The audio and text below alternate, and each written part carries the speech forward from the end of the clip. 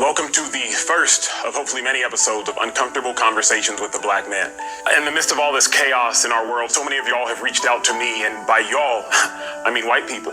They reached out to me asking, how can I help? How can I join in? How can I stand with you? So I've created this for you. Because in order to stand with us and people that look like me, you have to be educated on issues that pertain to me and fully educated so that you can feel the full level of pain, so that you can have full understanding. I fervently believe that if the white person is your problem, only the white person can be your solution. And so this is made for you, my white brothers and sisters, to increase your level of understanding so that you can increase your level of compassion and lead ultimately to change. So consider this a safe space to answer so many questions that I've seen from y'all. The first question I've seen a lot of, Emmanuel, why are y'all rioting? I understand protesting, but why riot? And to that I submit this. MLK said that rioting is the language of the unheard. For years, black people have tried peacefully protesting, going back to 1965 and before with the Selma March. And that didn't work. And then in 2016, Colin Kaepernick, he took a knee, and that agenda got moved to a flag, which was never the goal. He just wanted to raise awareness on social injustice. So that didn't work. And so now we've seen riots because black people and hurt people are trying to get the attention of the oppressor. They're trying to raise awareness of the oppression. I was biking around Lake Austin the other day, and there was a white girl about 15 meters ahead of me. And as I'm on my bike, I say to her, on your left, because I want to notify her I'm coming so that she can change her course of action. I get 10 meters away and I increase my voice, on your left, because she had yet to move. I get 5 meters away and she's still there, and I say, on your left, because I realize if she doesn't change her course of action, there will be a collision. And as I approach her, I yell, on your left, and we collide. My goal was never to hit her, but because she had her headphones in, she didn't hear me, and so she didn't change her course of action. I believe that that's the same thing black people are doing now. 1960s, we're yelling, we're oppressed. But the course of action wasn't changed. And so we again yell, we're oppressed, but the course of action wasn't changed. And so again we yell, we're oppressed. And now you see the collision that's occurred in America. So while I don't condone rioting, and I'm sure you don't either, because for the most part, black people and others that are looting and rioting destructively, they're burning down their own homes. But when you think about the 5 different stages of grief, you come up to one stage, which is called anger.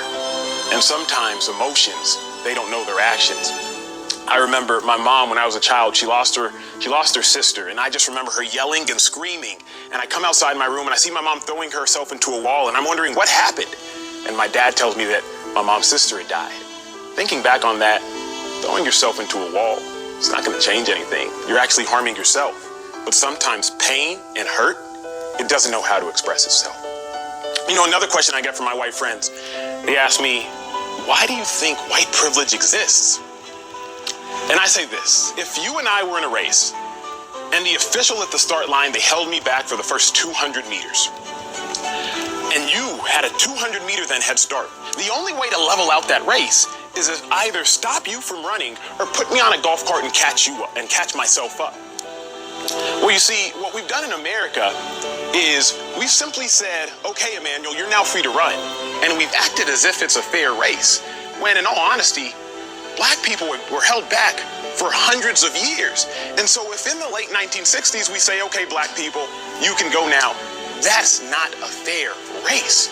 LBJ, he said it best when he said, you can't shackle and chain someone for hundreds of years, liberate them to freely compete with the rest, and still justly believe that you've been fair. So white privilege it's having a head start due to hundreds and hundreds of years of systematic and systemic racism. It's having a head start intrinsically built into your life. It's not saying your life hasn't been hard, but what it's saying is your skin color hasn't contributed to the difficulty in your life. I live in an affluent neighborhood in Austin, Texas, and if I ever go to my mailbox and I see a white woman walking up to the mailbox, I consciously sit in my car because I don't want her to feel like I'm a threat. If I'm on an elevator with a white person, I try to hit the button first and get off the elevator first, because I don't want them to perceive me as a threat, because I realize at any point in time, whiteness can be weaponized.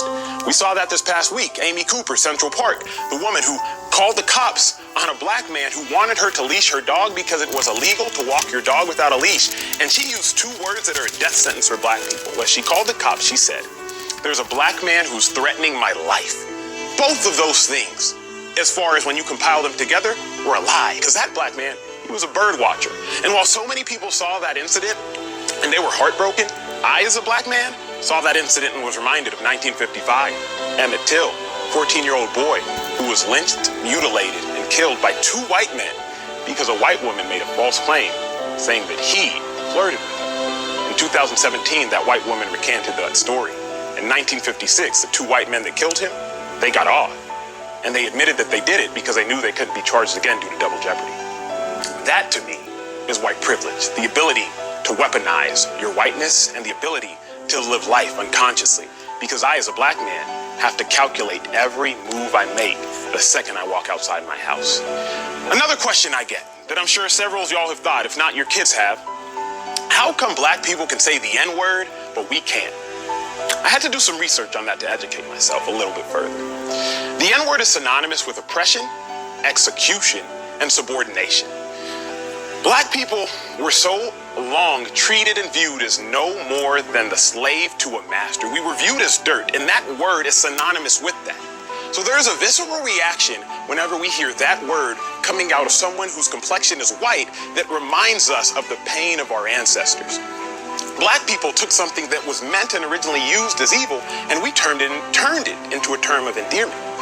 So white people, I submit that you can't, shouldn't, and nor should you ever have a desire to say that word, whether quoting a rap song, a movie, or anything. Because remember, that word is truly synonymous with hatred. The abolitionist Frederick Douglass, he wrote when talking about his master that reading and learning would spoil an N-word. Because remember, black people were nothing more than a slave to their master. And when you think about, well, then why are black people saying it? And if I can't say it, then you shouldn't either, black person. We've been oppressed for so long, our rights have for so long been limited, that for you to now try to again limit our speech, it's painful. So that's why, in a nutshell, in a few minutes and seconds, why you can't say the N-word. And another question I've gotten so often, how come black people care more about white on black crime than black on black crime? It's not that we don't care about black on black crime, but let me propose this. When a black person commits a crime, they go to jail. When a white person commits a crime, they get off. And hopefully, they even get arrested. Ahmaud Arbery, the black man that was chased and gunned down by two white men in Georgia, it took us 2 months to arrest those perpetrators. And the only reason we did? Because we saw the video. Imagine if camera phones didn't exist.